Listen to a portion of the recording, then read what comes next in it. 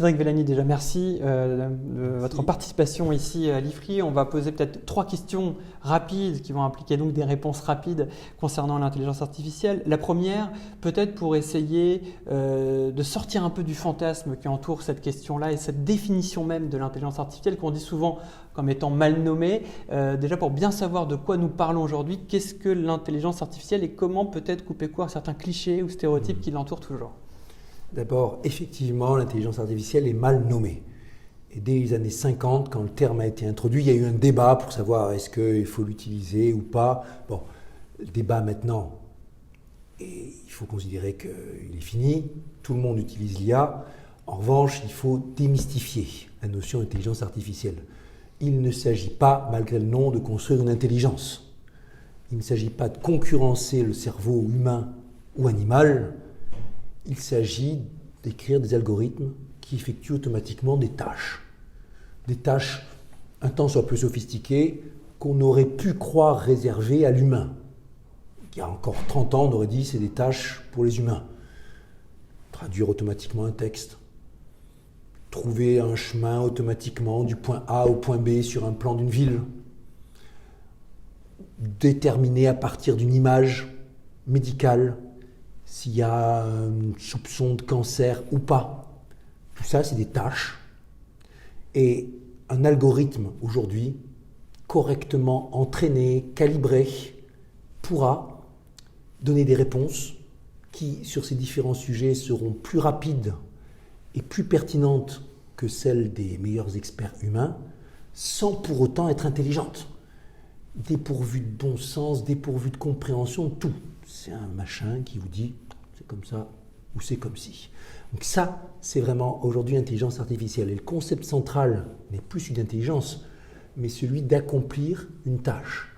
Donc ça passe, disons, de la sphère philosophique ou de la sphère des sciences cognitives à la sphère de l'économie, parce que c'est une tâche à accomplir, donc s'insérer dans la production de quelque chose, ou dans la sphère de l'aide au travail, de la gestion d'informations, du diagnostic pour beaucoup. Merci beaucoup pour cette réponse claire.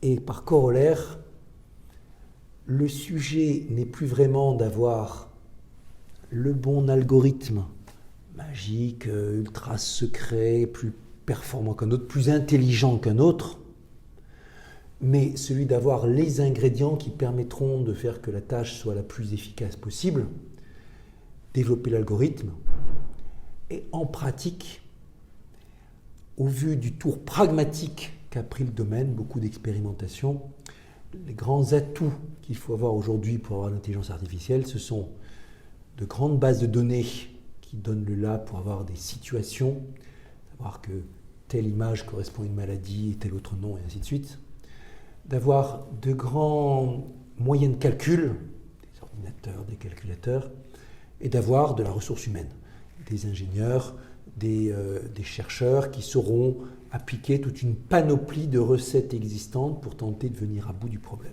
Alors justement, vous venez d'évoquer les atouts, matière grise, grand ensemble de données. Lorsqu'on regarde justement ce qui a pu se passer par rapport au monde de l'intelligence artificielle et de ses acteurs, si on prend un cas récent, enfin relativement récent, il y a quelques années, la DGSE qui a préféré travailler avec un acteur américain, en l'occurrence Palantir, plutôt que d'avoir accès à des acteurs français, voire européens. Comment on peut justement expliquer qu'un acteur aussi sensible que les données de défense, de sécurité publique, ne soit pas tourné vers des acteurs franco-européens pour aller vers un acteur américain? Ça pose en creux la question de la souveraineté aussi de nos données. La question de la souveraineté, c'est l'un des enjeux clés de l'intelligence artificielle. D'ailleurs, c'était l'un des 3 mots-clés que j'avais choisis pour résumer mon rapport sur l'intelligence artificielle remis au gouvernement en mars 2018. J'avais choisi souveraineté, donc aux côtés de l'expérimentation et partage. Et elle se pose de façon très forte dans un contexte où nous n'avons pas la main économique sur le développement des dispositifs, des matériels, et sur le développement des algorithmes. Et le schéma qui se reproduit régulièrement, vous mentionné cette discussion sur la DGSE, mais il y a eu exactement le même débat tout récemment pour la plateforme de données de santé, le Health Data Hub, qui était conçu par le gouvernement et qui, la question c'était un hébergement par Microsoft en l'occurrence. Et on peut dire comme ça, mais c'est un sujet qu'on peut aussi se retrouver quand vous êtes responsable et que vous voulez développer des outils de courrier électronique, d'analyse de données, etc. Donc vous vous retrouvez avec une commande, je veux une solution souveraine pour traiter des informations sensibles, et vous voyez que dans les outils disponibles, commercialisés, aucun acteur européen n'est capable de vous proposer une solution tout intégrée, comme le font nos amis grands acteurs américains. On vous dit, voilà, pas de problème, j'arrive avec les comptes email, les serveurs, le système d'information qui va bien, la suite de logiciels qui vous permettra de traiter les données, d'échanger, le protocole de sécurité renforcé, avec le fait que j'ai travaillé avec tel pays, tel autre pays, et que j'ai une très grande expérience en la matière. Bon. Et donc vous vous dites, je suis bien embêté.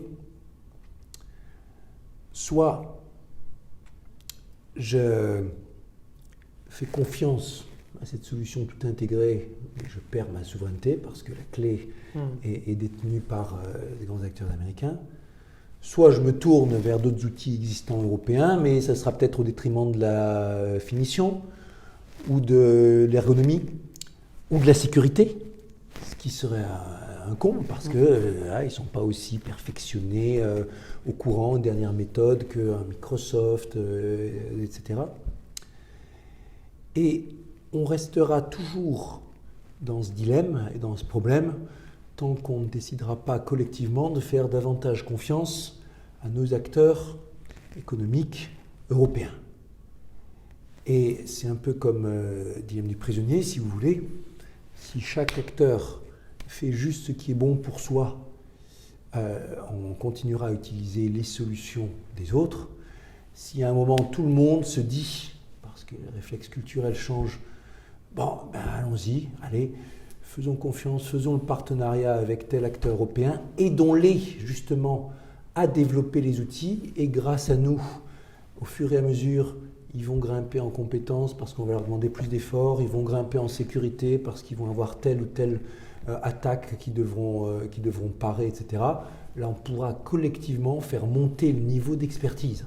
Ce ne sera pas un plan, ce ne sera pas une loi, ce sera quelque chose de collectif. Alors si, pour le coup, je suis favorable à un Buy European Act, comme on dit, sur les questions stratégiques, qui ne pourra pas être appliqué de façon totale, tranchée du jour au lendemain, mais qui disent que systématiquement, au niveau européen, on fait autant que possible confiance aux solutions européennes, et on les met en concurrence les unes les autres, afin de pouvoir progresser globalement en compétences.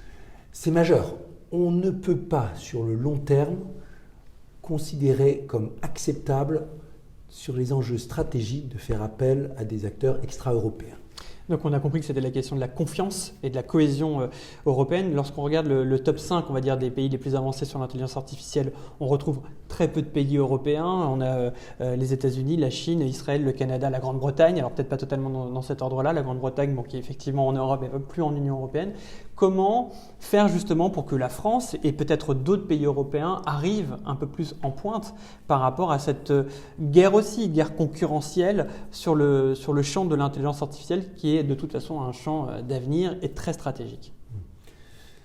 Grande-Bretagne, effectivement, il y a une certaine tradition qui remonte à Alan Turing d'ailleurs et ses collègues, et qui a été développée aussi par la proximité avec le monde américain. Bref, il y a des savoir-faire.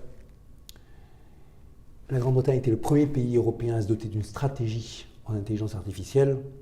La France était le second. C'était la conséquence du rapport que j'ai remis au gouvernement en mars 2018. Et globalement, ce que nous disions alors, et la stratégie alors, reste d'actualité. D'ailleurs, le rapport a été très étudié et lu sur tous les continents. Si le rapport a mis en œuvre les grandes mesures au plan institutionnel, au plan gouvernemental, la mise en place de la plateforme données de santé, la plateforme nationale de données de santé, la construction des instituts interdisciplinaires d'intelligence artificielle, la mise en place de grands défis, la mise en place d'un comité d'éthique d'intelligence artificielle, ce genre de choses. En revanche, pour l'instant, les choses n'ont pas démarré sur certaines des préconisations essentielles et qui sont plus dures à mettre en œuvre, qui viennent des ressorts culturels, des ressorts de comportement. Et ces questions, ça veut dire changer le lien de confiance, être dans le récit, être conscient qu'il y a de la recherche extrêmement forte en France, en Grande-Bretagne, en Allemagne, dans d'autres États européens sur les questions d'IA.